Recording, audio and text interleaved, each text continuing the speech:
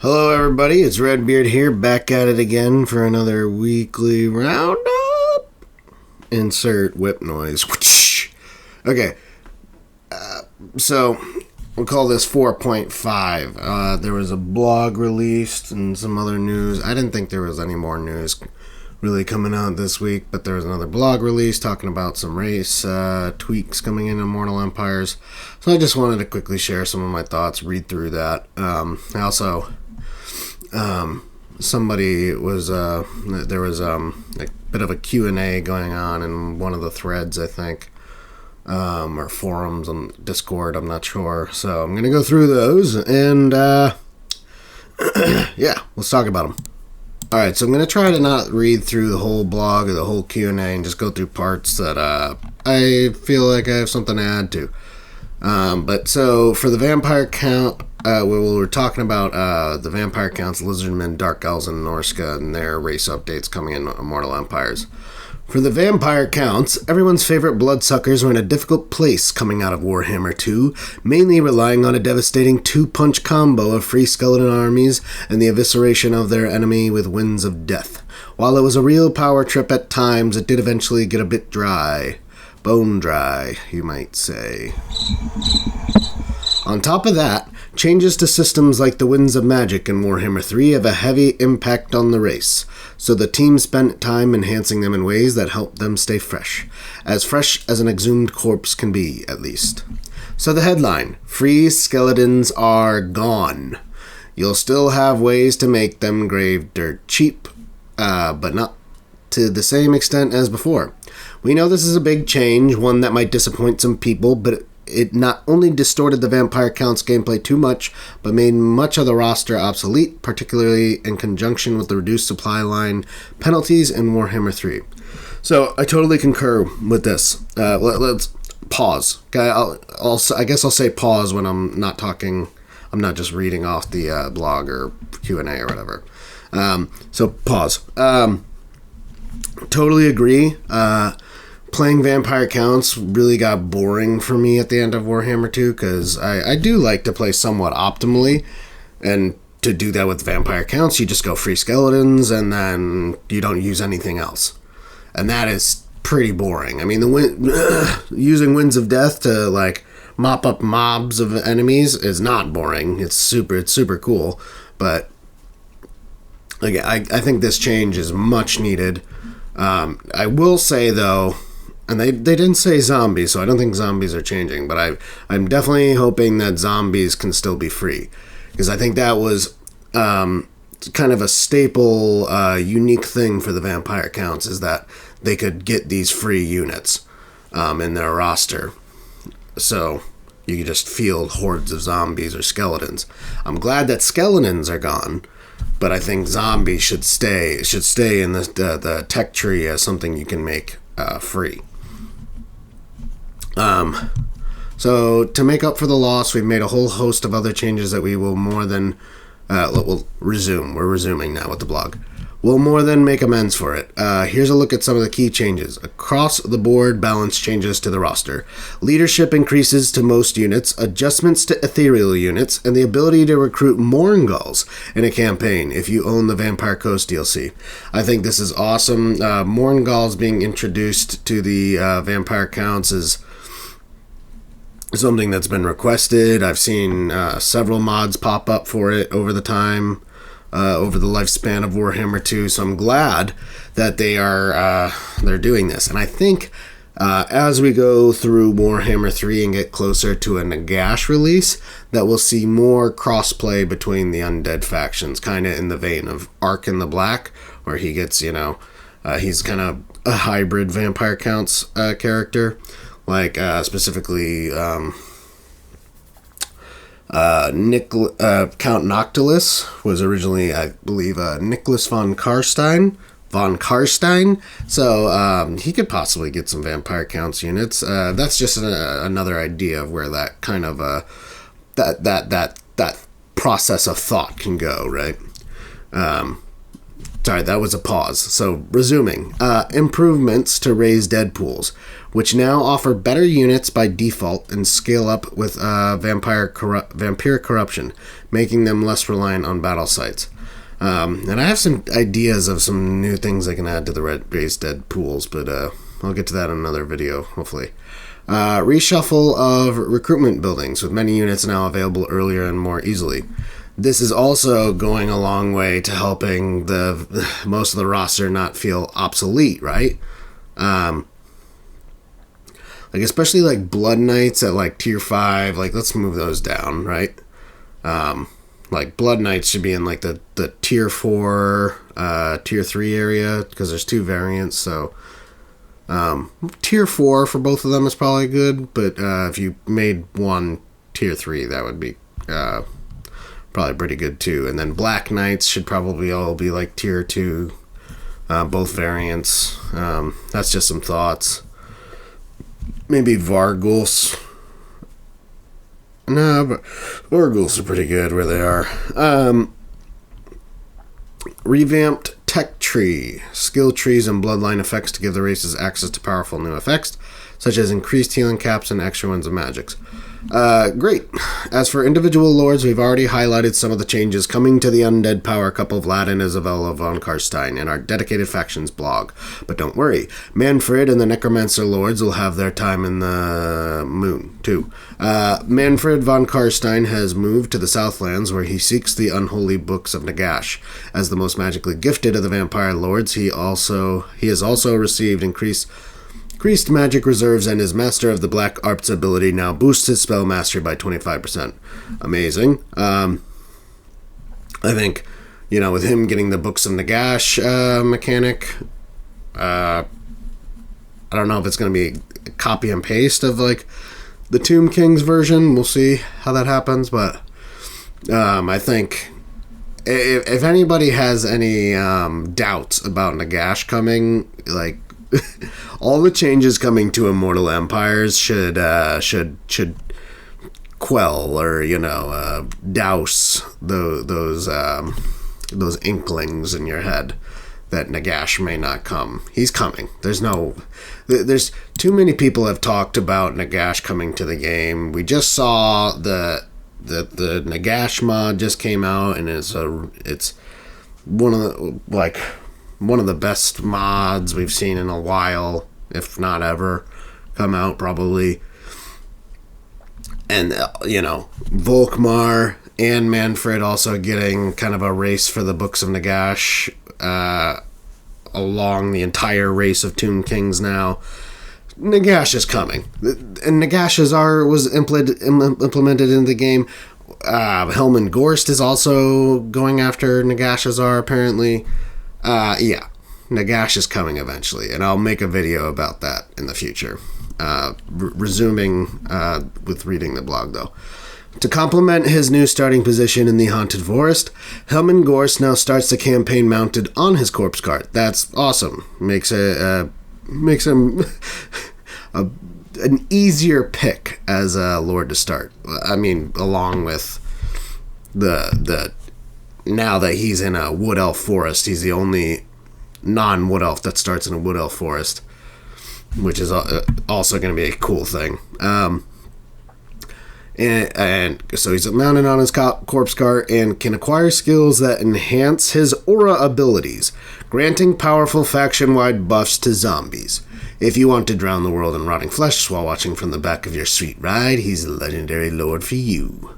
Not to be outdone by this young upstart, Kemlar has also upped his game. His best bud, Krell, will now be a permanent summon by default, while Kemlar's skill tree serves to supercharge Krell's combat stats.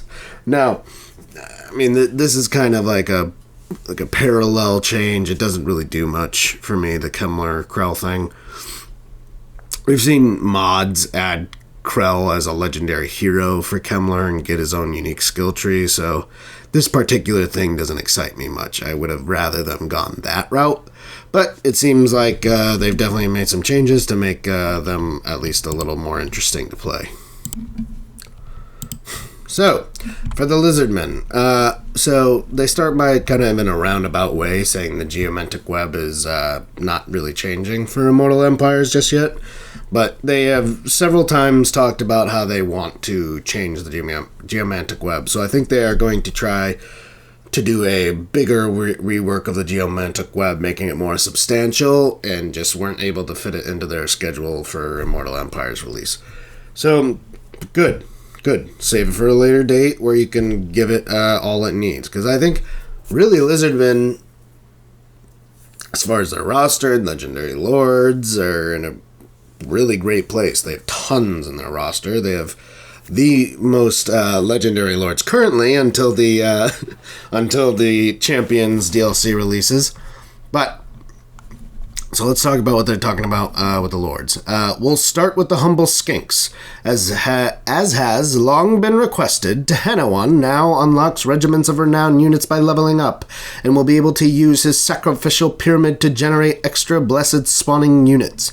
His chameleonic comrade Oxyotl will be receiving new missions to hunt down and eliminate the new demonic enemies who recently arrived on the Immortal Empires map, and his mission durations will now scale with campaign difficulty, making it much harder to thwart chaos if you choose to play at harder levels. They mistyped there. So blessed spawning units instead of and all the RORs are just recruited normally. Great. People have been requesting that for a while. Oxyotl getting new missions to fight the demons, of course. Obviously, he had to get that. Really stoked. I think I didn't really play Oxyotl in Warhammer 2 because I was waiting for this, for him to be able to actually fight the demons that he does. That he's all about fighting. Much better place with Oxyotl. That might be, in my top 10 campaigns I want to try first. But I'll probably make a video about my top campaigns for Immortal Empires after I finish my part 2 of the Warriors of Chaos possible units, which is still coming. I'm working on it. The stalwart Saurus will also benefit from changes that help them take on the demonic hordes in battle. Their innate primal instincts ability kicks in earlier, granting them greater bonuses and no longer triggering their rampage. Awesome! Both Saurus characters also get revamped lord and faction effects to account for this, in addition to helping them develop their own playstyles. Krokgar will focus on creating a coterie of elite Saurus characters, with major buffs for old bloods and Scar veterans, while Gorak will enjoy new effects that lean into his defensive nature, while his unique right no longer makes Saurus unbreakable, it now grants them barrier as well as immunity to hostile weapon effects like poison, a perfect boon for taking on a certain pestilential rodent. Definitely a little bit sad that Saurus are losing Unbreakable. Gorak, I beat his campaign, and I definitely enjoyed the Saurus being Unbreakable, but it looks like all the new changes to Saurus are going to be awesome. Now Primal Instincts kicks in at when the Saurus get below 50% health instead of what it was before, which was 20%. So they'll get a lot more powerful earlier. They won't rampage. They'll get increased melee attack, and they get charge bonus. Something else as well. Plus barrier. So I wonder what they mean by barrier, like the Slon barrier or like the Tzeentch barrier. The Tzeentch barrier would be very powerful, but I'm assuming they mean like the Slon barrier type effect. Moving on, as the premier magic wielders of the setting, the Slon, including Lord Croak, are getting skill tree tweaks to fit the new magic system in Warhammer 3 while gaining access to powerful effects like Barrier and increases to their Winds of Magic capacity. So, now it seems like Barrier is a new thing for Lizardmen. So now I'm thinking it is the Tzeentch Barrier, which... oh my god, like if we're gonna get Lizardmen, certain Lizardmen units sounds like Slon and Saurus, hopefully Temple Guard, and we know that all the Saurus cavalry, like horned ones, are also getting these same changes. So if they all got like the Tzeentch barrier, that'd be crazy. That'd be so powerful. Oh my god, forget unbreakable, right? I kind of feel like that's not what they're saying. I feel like the barrier thing is unique to Tzeentch, but I just wonder what they're talking about. Because it sounds like it's something different than the current Slann barrier. Unless... I don't know.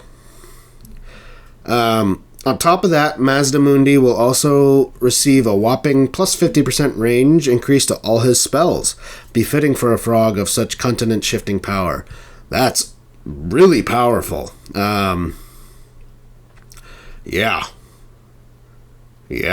He's going to drop some base on the enemies. That's going to be exciting. Mazdamundi will be a much easier pick now with that. Finally, Nakai will enjoy a variety of balance changes. Thank God. He's in one of the worst places for like any lord. As far as Warhammer 2 is concerned. Including tech tree updates to boost his economy, as well as new and improved benefits upon constructing temples to the old ones.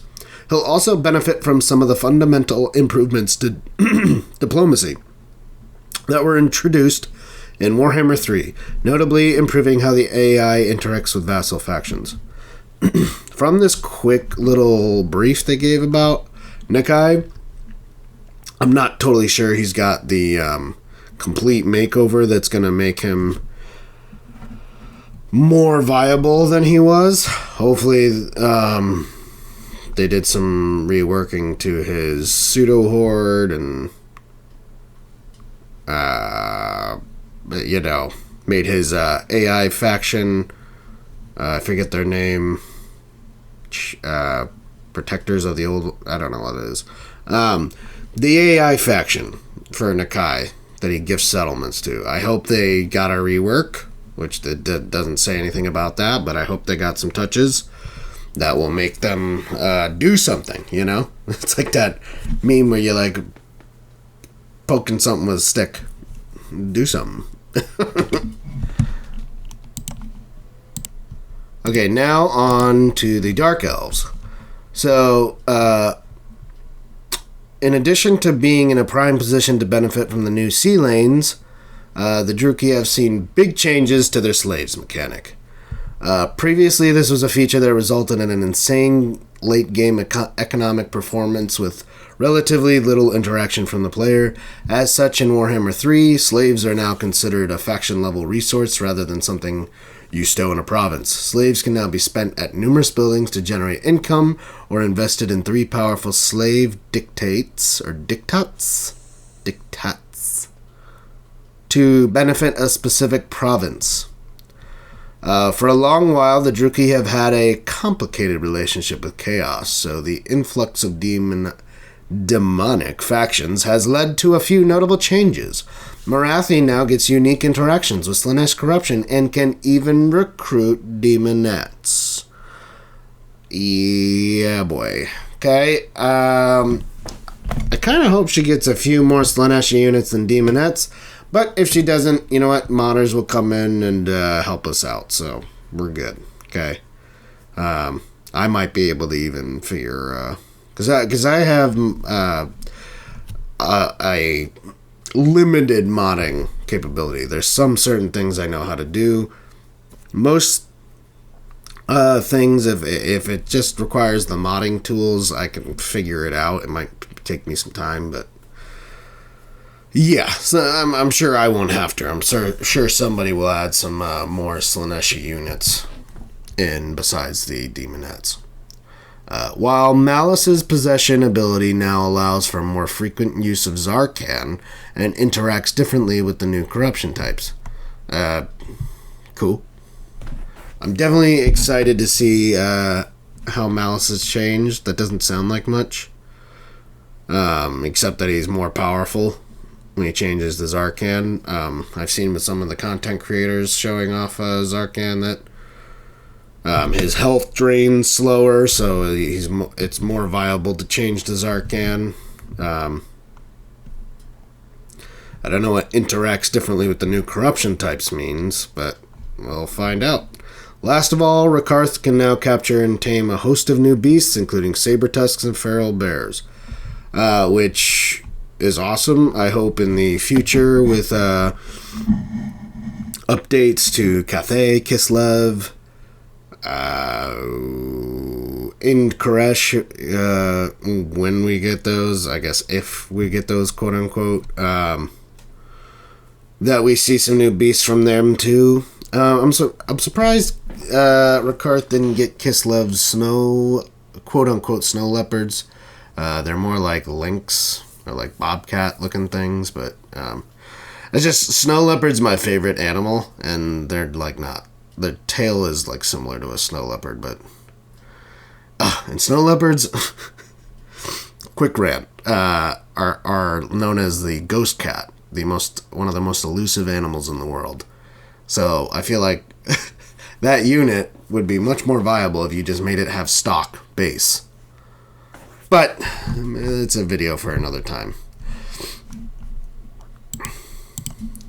Yeah, one more note on the slave economy. So Dark Elves are the only faction / race, I did it with Malekith, that I've ever done a full map completion, and I did it 100% because of the slave mechanic. I don't have enough patience to do the full map completion, except for this one time, and that was because I was able to field. At the end I had I feel like 100 armies. It was one of the craziest campaigns I've ever played. I just had hundreds and hundreds of thousands of dollars of income coming in, and I was just able to build up all my fortresses all over the world like crazy, and just, I had somewhere around 100 armies, I feel like. Maybe it wasn't quite that much, but it felt like that much. Definitely one of the crazier campaigns I've ever played. So it sounds like the slave rework is a bit of a nerf, which is probably good. Probably a good thing, because Dark Elves, I think, because of their economy, could become the most overpowered race in the game in Warhammer 2. So I'm glad that, it takes a little bit of wind out of their sails, but, it's probably for the best. Norska. So let's talk cold, angry, and primed to raid. Norska had a somewhat tumultuous entry into the series, with their unique ability to construct outposts instead of regular settlements. Built on the foundation of the climate-locked occupations of Warhammer 1, this design did not make a graceful transition into Warhammer 2, where it was originally designed to grant them unparalleled flexibility and instead became their greatest weakness. So if you take one thing home when you're done raiding these shores, it's the fact that Norska is now a regular occupation faction, with access to their complete building tree anywhere in the world. While that is the big one, there are additional smaller changes coming to freshen up the race. Now, quick notes that they don't even go into later. I hope that Norscan major settlements get walls. And I also hope that Wulfric, at the very least, can get shipbuilding mechanics. They don't mention those things here, so wouldn't count on it. But when the Norska rework comes, I think there's going to be a host of changes. This is just kind of band-aid stuff for now. So one of the more interesting parts of the Norska part, devotion to the gods. Like before, players can dedicate the ruins of their enemies to one of the 4 dark gods in order to gain their favor. But there was always a massive disparity in the rewards given. Yep. As such, we've evened things out a bit. So before, you got Slaanesh caster Kahar, the Tormentor. He didn't actually have Slaaneshi magic. I think he had like Death or Shadows or something. I can't remember. Metal, maybe. He wasn't terribly strong. I think he might have got a dragon mount, or was it a manticore mount? I think it was a dragon mount. He was okay. I mean, all the rewards didn't seem that great in Norska. They definitely need an update. A bigger one than even what's coming here, but full dedication to the crow no longer causes a admittedly mostly impotent global plague. Rather, you will be joined by Burple Smirk Spewpit, the exalted great unclean one. So it looks like for Tzeentch you still get Azric, and then for Nurgle you get an exalted great unclean one. So for those you get a greater demon, but for Slaanesh you still, it seems, get Kahar, and then for Khorne you just get an exalted hero. I feel like there's still a bit of disparity there. So let's get a little more into that. Full dedication to the Hound, Khorne, no longer gives you access to the Iceforge Legion. Rather than, you will be joined by Kilgore Slaymaim, an exalted hero of Khorne. Okay. I mean, is he get a Skullcrusher mount? Maybe. Why? He's not a greater demon. Doesn't seem like a super duper award for, because when you get to the end of those devotions for Norska, that takes a while. As far as how it used to work. I don't know how it's changed, but all reward characters grant their army an incredibly powerful boon. Okay, that twists their battle profile to align closer to the Dark God's ideal forces. For example, Azric's forces enjoy access to barriers, Tzeentch barriers. But they just referred to it as barriers. Enjoy access to barriers. So I'm guessing that what we were talking about with Lizardmen before, with the Saurus and Slann, is the Tzeentch barrier. I mean, they're not really making a differentiation of any sort, so one would assume that's what they're talking about. But I haven't seen any of the content creators comment on that. So, and I feel like that's something to comment on for sure. So I'm still very skeptical that it's the Tzeentch barrier. But at the same time, what are they talking about if not? Anyways, Azric's forces enjoy access to barriers, magical weapons, and global winds of magic generation benefits. Great. And if you just had the terrifying realization that we didn't say where the Iceforge Legion went, don't worry, your favorite Hell Cannon battery has become a regular Regiment of Renown unit that unlocks once you reach the appropriate level. Thank God. I mean, you always wanted to use the Iceforge Legion because it was so cool, but you never wanted to dedicate fully to the Hound, because you wouldn't be able to get Azric or Kahar. Those are the two cool ones. The Hound was definitely the least cool, but you just get a unit. Granted, it's a really cool unit, but it doesn't add much. Commandments. Being fully settled and capable of holding complete provinces all over the world, Norska has a full set of commandments to enact over them and solidify their new holdings. Great. Resources, wine, furs, and everything in between. Norska can now construct buildings to exploit almost all resources for local or global bonuses. Great. Capital targets with new forces of order. Now, okay, hold on. This is the biggest thing in this whole blog. Okay, this part right here. Capital targets, okay? This is the biggest. There is one of their classic CA little, Easter egg type little hints, little, wink of the eye, little head nod, little thing for us here, a little tidbit. So, with new forces of order come new cities to raise for unique benefits. The Kurgan hordes have never taken Wei Jin, but perhaps they only lacked a unifying iron fist. Okay, so that just gave us, let's leave the last part to tie us off. Let's head off. The question on everyone's minds, no, this is not the Norska rework. These changes are about freeing Norska from the shackles of their outposts and giving them a taste of the fresh new powers of the Dark Gods in Warhammer 3. Like the rest of Immortal Empires, this is just the beginning, the foundation upon which to build and make future tweaks to the different factions. So, they just gave us a hint at what is coming in the Norska rework. Now, so for legendary lords that I want to see in Norska, I've been saying that I want to see Bjorg Bearstruck. I think most of the modding community would really like to see Bjorg Bearstruck too. Because we saw, I think more than one mod, but there was definitely at least one really good mod that brought in Bjorg Bearstruck. And I think he would be really cool. I also think, and I'll go more into it in another video, so he could act, in my mind, he could act like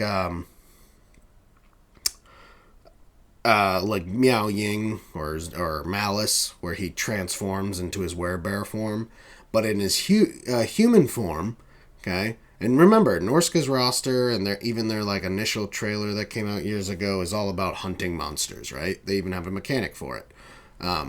So in his human form, he could be a javelin thrower, kind of like Orion, but more of a sniper, less of an artillery piece. So he would actually probably have higher weapon strength than Orion, but would have basically no splash damage. So basically, he would be for like sniping out monsters with his javelin. It would be short range. If you look at like Oxyodal and Orion, it's right around 120. So he'd be like 120 range, just tossing his javelin. Anti-large, obviously, armor piercing. Just be a monster sniper. And then he could change over into his bear form, and he would also be anti-large, but now a monster unit that moves at 60, 70 speed. Sorry, I went off a little rant about Bjorg Bearstruck, but for all my modding community people out there, we would really like to see Bjorg. Other characters, Mona Mim, something that Lore Master of Sotek kind of made more aware to the community. New character that came with the RPG for Warhammer. So Mona Mim is now like the most detailed out Famir character. I think she lives in the Empire in bogs. Famir are also known to live in Albion too, but Bellacor's there, so we're not gonna see her there. I think. I mean, I don't know. See her anywhere really. There's jungle. Empire would probably be best. I don't know. She has like fen beasts, which are kind of like rogue idols that like follow her around, and obviously she would be a legendary lord character for the Famir. We could see some more action with the Famir. I think a lot of people would really like that. Besides that, Sile the Faithless is a definitely, I think, a great character to add. He has a Night Maw, kind of like legendary hero character. It might also work like Skarsnik, like Sile the Faithless, and Night Maw would be one model maybe. I kind of hope not. I think I think Sile the Faithless could maybe get Night Maw maybe even as a mount, or a Mammoth as a mount, because he's way more than Wulfric known to have mammoths in his army. Plus, he would bring a shaman character. But Mona Mim would also be a caster, so we might not need both of them. Anyways, that was a long rant. But the point was, I'm finally getting to it. The Kurgan hordes, this is what they said in the blog. The Kurgan hordes have never taken Wei Jin, but perhaps they only lacked a unifying iron fist. This is 100% a nod to the Great Kurgan. He doesn't have a name otherwise. He's just known as the Great Kurgan, and there's more than one Great Kurgan. It's just a guy that comes together that unites the Kurgans, which the Kurgans are from the eastern steppes over by the Great Bastion and Mountains of Morn. They're actually known to be more numerous than the Norskans, per se.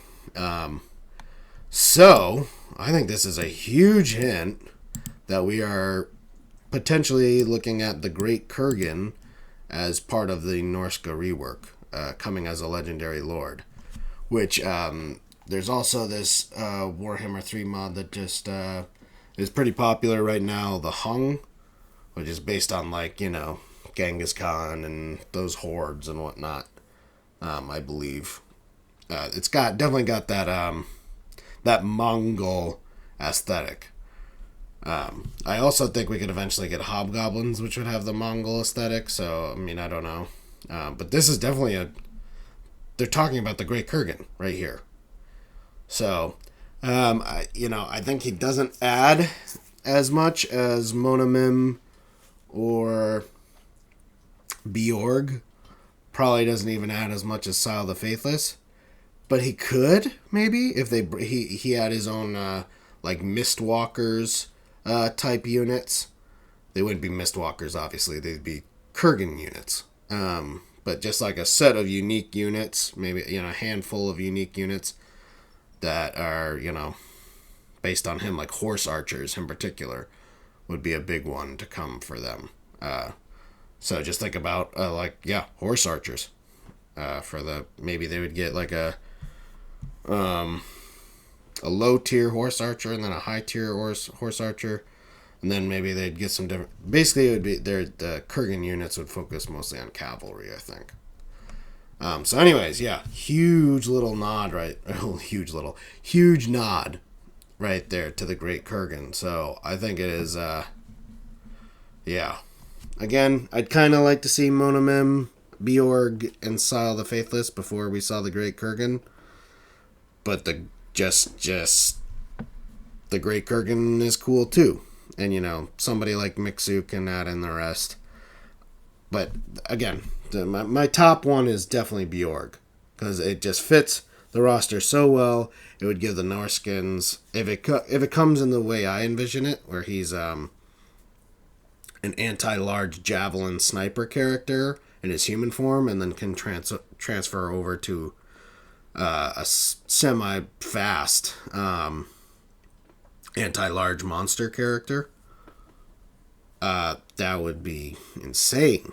That would give so much, and could possibly also add a hero character, basically that works like the ogre hunter. Again, just like a more human version. Yeah. Also would like to see Mona Mim before I saw the Great Kurgan, because I think she adds more. I think a lot of people want to see the Famir get more love in the Norskan roster for sure, right? Get a nice Famir Miarg. The Miargs are the leader of the Famirs. They're basically matriarchs that lead the Famir. And again, Sile the Faithless is a popular character in lore. I think he would work with the Norskins well, because he makes pacts with all the four gods, but never holds his end of the bargain. He somehow dupes them every time. That's why he's such a clever character. Who dupes the chaos gods? But Sile the Faithless does. Nobody else can get away with something like that. So I think that would make him really cool. And again, he is more of a mammoth a mammoth lord than Wulfric is, for sure. Now, going through some of the Q&A stuff, there's only one thing I really want to talk about, and that is that they have said that the modding tools might not actually release with Immortal Empires like originally planned. They said they're working hard to try to get it done for Immortal Empires, but that it might have to come in a future patch if they are unsuccessful in getting it done in time. I would rather, them just make sure that the modding tools are in a good place before they come out. So I really want the modding tools at the beginning of Immortal Empire, because that means I can get to work on some things, some mod ideas that I want to start implementing. Because I'm not I'm not like a game developer. I'm not talented enough in that regard to make mods without the modding tools. Because I want to make the first one I want to make for sure is my big starting army rework, where I rework all the starting armies to be more loreful and more tactically fun and optimal, and just have better variety of the rosters spread through the lords. But we will see on that front. And then the other part is that we actually already got the teaser this week for Festus, which it's a green vial. So my prediction that Festus would be next week seems to be correct. And again, my predictions is that Village will come the week after, and then Valkia will come last. I think most of the community is most excited for Valkia, but I think I am as well. Anyways, this video has already gone way longer than I wanted it to, so I'm gonna get out of here. You guys have a great day, and stay tuned, because that part 2 of that possible Warriors of Chaos units is still coming. It's still coming. I'm almost done with the kind of initial parts of it. I just have to finish a little bit more writing and then start recording and then edit it up. Yeah, so that'll be coming soon. Stay tuned. Everybody have a awesome day. Get excited for Festus, and peace out.